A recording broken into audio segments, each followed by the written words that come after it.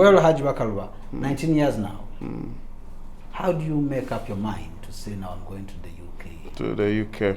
And Actually, one of the, it may sound stupid, but one of the main reasons that actually made me make up the decision that I had to go to the UK was an introduction ceremony of my brother in 1994. He was in Woolwich, London. Okay. They sent us the cassette, the tape by then. We watched it, and oh my God, those days, you saw those guys with the French cards, you know, the Hammer days, the AC Vanilla, and those kind of trousers they used to put on. As a child, I was enticed. I got tantalized to say I should. That was a very good life. And I think after 2 years, he made a wedding. I saw him being driven around in a limousine. In the UK. There was nothing left in me. It was my dream, 100%.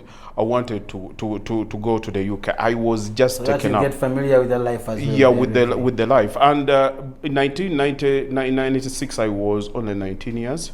No, I was actually 15 years. So the idea started building in me that I wanted to do it. I really, really wanted to do it so bad.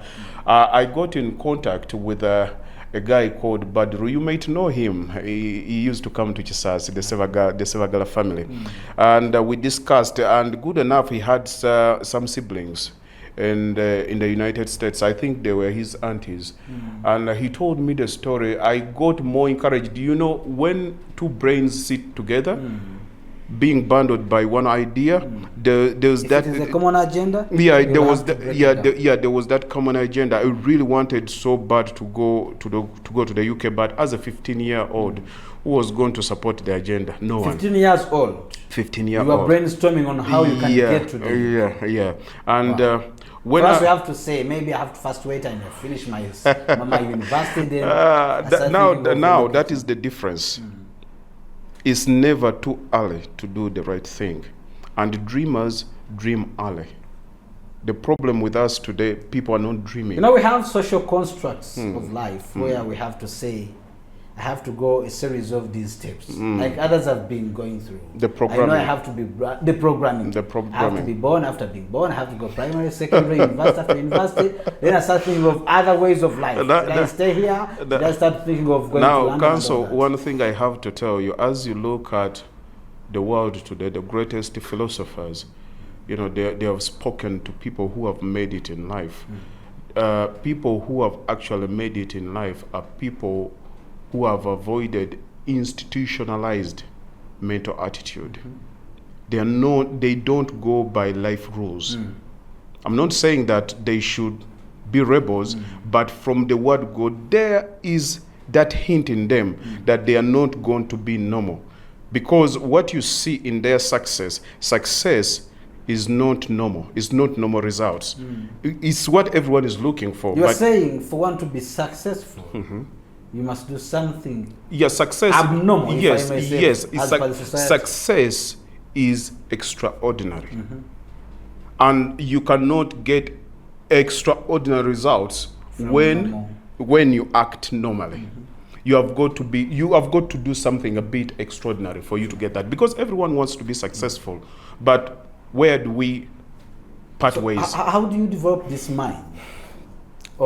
I mean, you are 15. For you have known how you've developed your mind. For a viewer that is there, let me say is beyond 15 now. How do they make up their minds to say, now I have to go an extraordinary way for me to actually, you know, first of all, making up the decision that I wanted to do this was the main thing. And it was later followed by chains of events that changed my attitude towards life altogether. And here it came. At around 17 years, I was enticed by, you know, I don't know, I could say it was peer pressure. My friend told me that we could actually go to the UK. There was this someone who knows how to make passports. And after making the passports, we'll be able to get the visas. I said, that's fine, well and good. But what is stopping us was the money. Now, I go back home. I told you, I've already made up the decision. Now, and you are looking at implementing the decision. Yeah, implementing the decision. And now things started evolving. Because you've showed the need, you've showed the desire, and you're working towards it. That goal. But I was a child anyway. But as I keep on preaching to people that success meets a prepared mind. First of all, I would say that I was prepared. I wanted to do it. Because the mind was already made. Yes, I was looking up to my big brother. I really wanted to do it so badly. But I didn't have the ability. I didn't have the means.